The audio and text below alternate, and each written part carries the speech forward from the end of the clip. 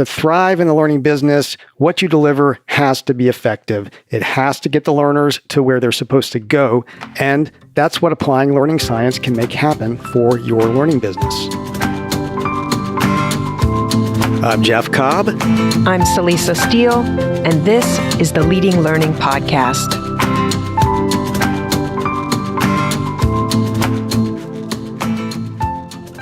Welcome to episode 278 of the Leading Learning Podcast. This is the last part in our 7-episode series on learning science's role in a learning business. In episode 272, we defined learning science and talked about its central role in the success of any learning business. Episode 273 focused on cognitive and behavioral psychology, and episode 274 focused on market assessment and learner needs assessment. Episode 275 focused on content design, where learning science can take the leading role in helping designers and developers determine what to include and what to cut, and many other aspects of a learning experience. In episode 276, we turn to practice and feedback, two critical and proven tools in helping learners. And then in episode 277, we talked about evaluation and evidence-based ways to help determine the impact of learning programs and products. And now those are all interesting topics, as is learning science itself. At least learning science is interesting to us, but we want learning science to be more than interesting. We want you to do something with it. We want you to apply learning science to make your learning business more successful and more impactful. And we want you to apply learning science to make what you offer to learners more valuable and have a greater impact in their lives and work. So we're devoting this final episode to application. And to help set the stage for talking about application, and because we know repetition, especially spaced repetition, is important for learning, let's revisit some comments from the 5 experts we interviewed specifically for this series.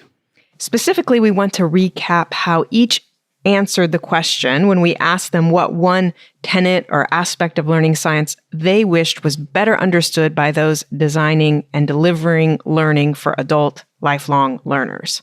And so I spoke with Megan Sumeraki, co-founder of The Learning Scientist, for the episode that focused on behavioral and cognitive psychology. And here's her answer. So it's an unfortunate point, but it's one that I think that everyone really needs to know and needs to embrace, is this idea that when we are in the moment learning and we are making our own judgments of how well we're learning, so making assessments, am I understanding this? Am I going to remember it in the future? We're actually really bad at putting ourselves in the future context and actually realizing how well we'll do in that context. We're bad judges of our own learning. That's a significant finding. It shows that we can't just ask learners if they're getting it and if they'll be able to do it when the time comes for them to do it. We need to get them to try to do and then see. That's when we'll know, and that's when the learners will also know whether or not they've really learned it. Yeah, and I feel like this has been an affliction that I've really suffered from personally in my own life and learning. I don't know how many conference sessions or, college courses or even just reading, probably mostly reading, where, I think I've learned something, but comes to actually recalling it or actually putting it to use, it's just not there. And, I think you're so right to point out about asking learners to demonstrate that they know something by doing it. And that reminds me of what learning designer and technologist Myra Roldan said when you asked her what aspect of learning science she wishes those designing and delivering learning for adult lifelong learners better understood. Here's Myra. So this whole concept of learning by doing. So a lot of instruction that you see out there in the world, whether it's in higher education, workforce development programs, even these free e-learning courses or paid courses that you can take, they really focus on theory. So helping you to understand a concept. Where they fall flat is on this whole concept of hands-on. What do you do with that? How do you apply it? What are the scenarios in which you apply that? So I have this whole framework that my team uses and that we've developed around this whole concept of application. taking something from theory and being able to apply it in a real world setting. And that's where a lot of programs fall flat. Every single educational initiative that I've evaluated over the years, they fall flat on this whole concept of, okay, so now you do this, but how do you use it? Right. So the application piece. And I think that's really important. Yeah, I see a connection between what Megan homed in on and what Myra homed in on. It's kind of cause and effect, or at least a logical consequence. If learners aren't good judges of knowing if they've learned something or not, you then need to give them opportunities for doing things, for trying things out. Those hands-on opportunities allow them to not only learn, but to also get some feedback about their learning, even if it's just the feedback of, wow, hey, I can do that, or, oh boy, I don't even know how to start this task that I've been asked to do. And of course, by doing something, you have something that then an instructor can also see and evaluate and provide feedback on too. That's the overt engagement that Ruth Colvin Clark talked about. And I do think there's a lot of work to be done in helping instructors and helping the subject matter experts that so many learning businesses are going to use to create learning experiences learn how to do this well.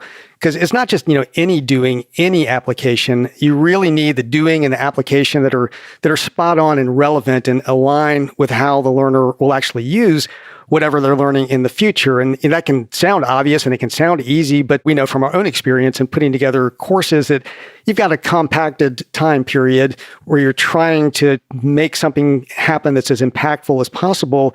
And learning how to do that does require some support. It does require some work over time. And learning businesses, I think, really need to help their subject matter experts with that. Well, they do. And I think part of that is because, as we heard earlier in the series, it's because often our own experience with education and learning is not the best example. And we tend to go back and go, okay, this is how my teacher did it in high school. I'm going to do it that way. But it's actually not always effective, the ways that we have been taught in the past. Now, I brought up her name when I mentioned overt engagement just a minute ago. So let's next revisit Ruth Colvin Clark's pick on which aspect of learning science she wishes those designing and delivering learning better understood. I think one of the major understandings that helps us would be to appreciate the limits and the strength of working memory. So we have the two memories, the working memory, which is very limited in its capacity, but very powerful in its processing ability. And we have the long-term memory, which is kind of where we store a lot of the knowledge and skills that we've acquired. And so by leveraging these two memories effectively, that will lead us to a lot of the instructional techniques that we have discussed. For example, we talked about managing, cognitive load through the coherence principle. We talked also about promoting engagement. So with engagement, you're actually kind of forcing the working memory to process that information in a job relevant way, and then getting the feedback on it so that you can then correct or improve your responses or say, hey, that's okay, I really got that information. So I think understanding the fundamentals of the mental processes involved in learning and how we accommodate those would be a useful design understanding. So I think overestimating the processing limits, the working memory capabilities of learning. This is what I know I've been guilty of, time and time again, and always have to pay attention to. And so many subject matter experts, so many presenters, teachers, facilitators are guilty of this, really just stuffing too much into a learning experience, not taking the time to cut down to what's truly essential and what's truly reasonable for a learner to process. And of course, by doing that, allowing some of that time for doing that we were just talking about. Well, absolutely. I was going to say that I think really understanding working memory's limitations and limited capacity, that's really another argument for less content, which of course, when you do have the less content, then there is more time for doing. Less content really can be a beautiful thing. The limitations of working memory that Ruth brought up, There's also an argument for microlearning, which is a concept Brenda McLaughlin raised when I spoke with her. Now, Brenda is CEO at SelfStudy. She's not a design and development expert like Myra and Ruth, but she and SelfStudy as a company are focused on helping organizations provide effective learning experiences. And when I asked her about what she wishes more people knew about effective learning experiences, microlearning was what came to mind. Here's what Brenda has to say about microlearning. It seems like something we're tossing around like everybody knows and understands, but it's another area people are like, I know I need it, but I don't quite know what it is. And I don't know how to make it. And so I think that creating more normalcy and systems around creating smaller interactions with education. I think we're really used to building courses and textbooks and long form. And I think we will become more sophisticated in creation of smaller segments of learning so that you're not thinking always in terms of mapping to a course, but you're thinking of mapping to a competency or a skill. And I think it's a different way of thinking about how you create your education. It's not so much like, even I use the phrase, we're going to chunk it up. It's not so much, okay, you've got something big and you're going to make it shorter. And now you have to do, you're just going to do them in short sequences. It's actually a different way of teaching. Brenda's comments remind me of Kathy Moore's take that we really need a mindset shift to get away from content-heavy learning options and offerings that can then favor more doing instead of that content emphasis. And microlearning definitely embraces the less is more approach. And as Brenda points out, to realize its full potential, it's not just chunking longer content. It's actually a different approach. Yeah, I mean, really, small is beautiful. Microlearning practices that, chunking practices that, but you're right, it really is that different mindset around how do we make sure that we're shaping content in a way, that we're crafting content in a way that really does align with what working memory makes possible, that's really going to allow those instances of doing and application that are going to be so important as a part of learning. We asked Rob Brinkerhoff and Daniela Schroeder a modified version of the what one tenet or aspect of learning science they wished was better understood. Since they're evaluation experts, we asked if they had to pick just one aspect of effective evaluation, what aspect or tenet did they wish was more broadly understood or implemented by those who are charged with looking at the impact of learning programs. Daniela emphasized performance. Here's her response.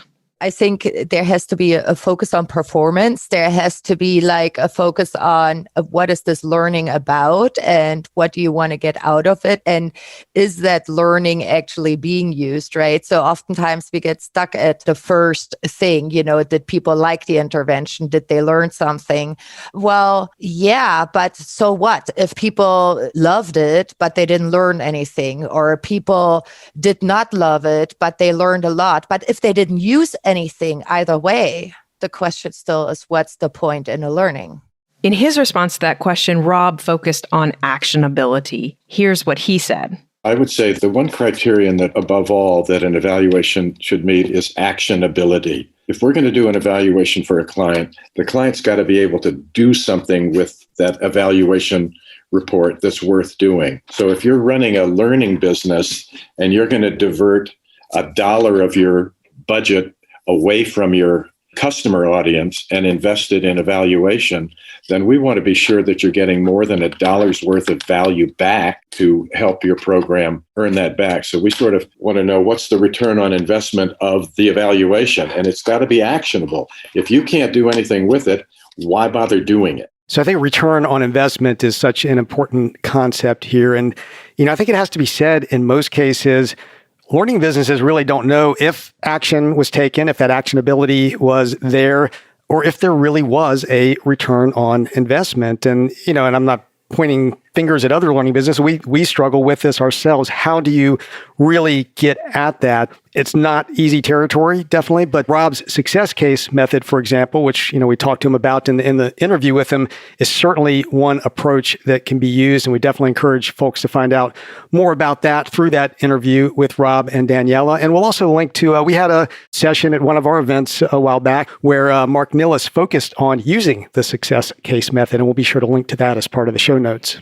Yes, and I want to acknowledge and thank Mark because it was actually through him that I first heard of the success case method and got turned on to Brinkerhoff's work. So thanks for that, Mark. What strikes me in all that we've heard from these various experts is that they all seem to focus on taking action and being practical.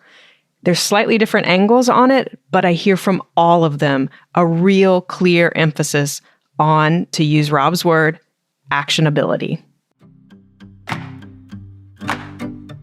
If you're looking for a technology partner to help you optimize the learning experiences you offer, check out our sponsor for this series. SelfStudy is a learning optimization technology company. Grounded in effective learning science and fueled by artificial intelligence and natural language processing, the SelfStudy platform delivers personalized content to anyone who needs to learn, either on the go or at their desk. Each user is at the center of their own unique experience, focusing on what they need to learn next. For organizations, SelfStudy is a complete enterprise solution offering tools to instantly auto-create highly personalized, adaptive learning programs, the ability to fully integrate with your existing LMS or CMS, and the analytics you need to see your members, users, and content in new ways with deeper insights.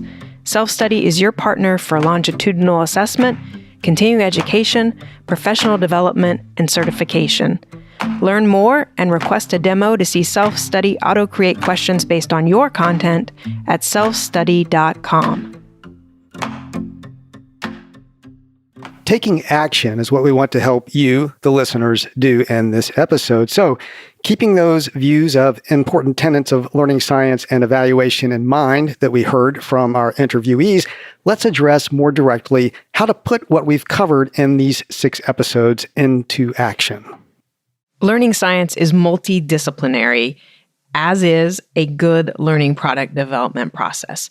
We want to offer a framework that can help you in thinking about where and how learning science might play a more strategic, thoughtful, and/or intentional role in your learning business. We've developed the Middle Me learning product lifecycle, and it has 4 phases.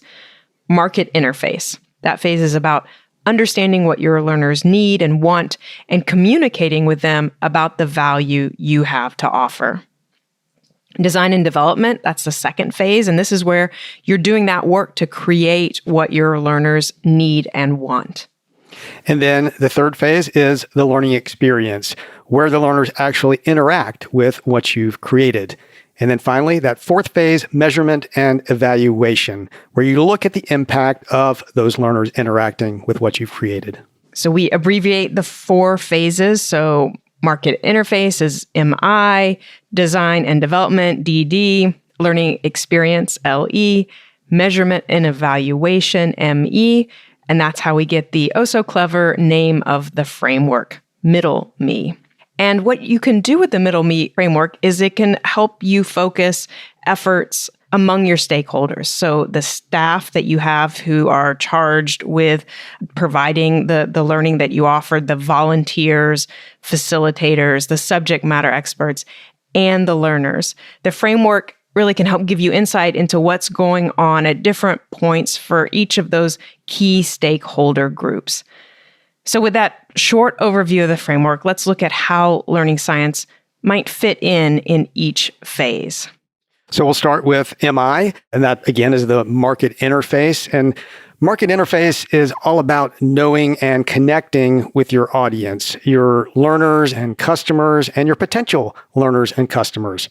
And here's where learner needs assessment and or market assessment come into play. Here you're going to need to have your internal team, your staff engaged to conduct the assessments. And of course, learners will be involved because you want to make sure you're collecting data to verify your understanding of the market and what learners need and want. And then once you have the results, especially of a learner needs assessment, you have to make sure to share that with your designers and developers. And that's because the next phase, design and development, that's where those designers and developers are going to plan and create the products and services that your learners need and want. So they need to know what you found out in that learner needs assessment. This design and development phase, along with the next one, the learning experience phase, those are the two most obvious places where learning science plays a role. But of course, you have to know about and be aware of learning science in order to apply it. So this is where you're going to start taking some of the specific techniques that have come up in the conversations during this series. You're going to do things like cut and chunk, and that's going to help with the limitations of working memory. This is where you're going to do the work to scaffold in practice so that learners aren't just passive or getting theory only, but they have to engage and try things. And as you said earlier, Jeff, it has to be certain things that they try. It has to be things that are actually relevant and helpful. Can't just be sort of, go try this on your own now.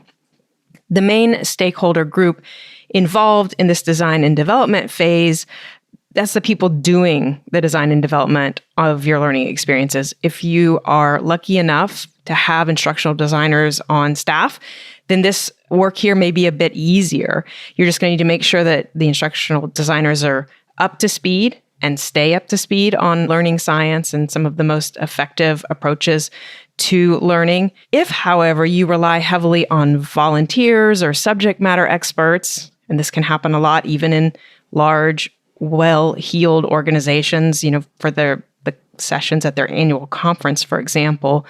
But if you're relying more on those volunteers or subject matter experts, then your work may be a little harder. You may have to spend some time figuring out how do you get them up to speed on some of the key aspects of learning science and what makes for an effective adult learning experience. And or you may need to provide some checks. So where do you have some staff people maybe reviewing process documents along the way to sort of see what they're putting together, or other supports to just help them do as good a job as possible in delivering learning. Yeah, and my experience has always been that the subject matter experts often are very well attuned to the market. They've got a sense of what's going on out there because they're usually part of the market themselves, but they need that learning science help. The professional instructional designers, on the other hand, often know the learning science. They know what should work with learning, but you got to make sure that they're really tuned in to what you found out in that market assessment and that they really get your particular market. And then, if you get all that working well, then you wind up with our next phase here again, which is LE, stands for learning experience. And the learning experience phase is where the rubber meets the road, basically. It's where learners interact with what you've designed and developed based on your market interface. And mostly you have to make sure that, good design and development, good DD, doesn't get thwarted. This is also where feedback and practice happen. Stakeholders here are the learners and those supporting them in the moment. So that means the presenters, the facilitators, the instructors. And you want to be thinking about all of those different components of that actual learning experience. And again, make sure all that effort you've made in assessing needs, assessing the market, doing good design and development actually plays out in the experience. And then we get to the final phase, the measurement and evaluation phase, ME. And this is where we're looking at the impact of learners interacting with what we've designed and developed. And this is where we measure and evaluate products and services, and always trying to do that with an eye to what business insights will that give us. And if we think about what we heard from Rob Brinkerhoff and Daniela Schroeder, this is where you can look for evidence of the impact of the learning experience. And in particular, they might suggest that you look for both success cases and failures and analyze those, because Rob and Daniela really believe that outliers have a lot to teach us. Again, they kind of feel like the average can kind of wash out too much. And so they often urge us to look to successes, but also failures. And then in what you're collecting, also be thinking about all the different ways you can leverage that information, that insight. It can help you market your products and services. It can help you improve those offerings. It can help you make the case that you're definitely providing value to learners. And so we're providing this Middle Me model as a tool because we think it can be a simple framework for helping you put learning science into action and providing those education and learning experiences for your adult lifelong learners that are really at the core of being in a learning business. To thrive in the learning business, what you deliver has to be effective. It has to get the learners to where they're supposed to go. And that's what applying learning science can make happen for your learning business. Learning science as a science is grounded in evidence. And that evidence-based approach is really consistent with how Jeff and I tend to approach life and work. There's intuition, of course, at times, but we really strive to try and test and study what's working or not working and why. So now the ball's in your court. We hope you'll choose at least one action to take in at least one of the 4 phases of that learning product lifecycle, the Middle Me model. Pick something to try in market insight, design and development, learning experience, or measurement and evaluation, and then look at the results. Use the evidence you gather to grow and improve your learning business in general and your offerings in particular. Get out and try, measure something so you can get some evidence that will allow you to test ideas and hypotheses and make informed decisions throughout Middle Me. Learning science has the potential to help you across the board with the reach, revenue, and impact of your learning business. And it'll help you as an organization be more successful. It's going to help your learners be more successful. It's going to help the field, profession, or industry that they're working in do better. And then, of course, those served by the learners are going to fare better as well. So it really is a win-win-win-win when a learning business can really leverage learning science.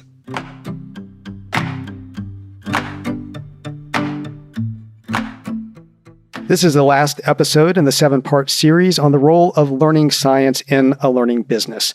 We hope you've enjoyed the series, and we'd love to hear your feedback and suggestions for the future.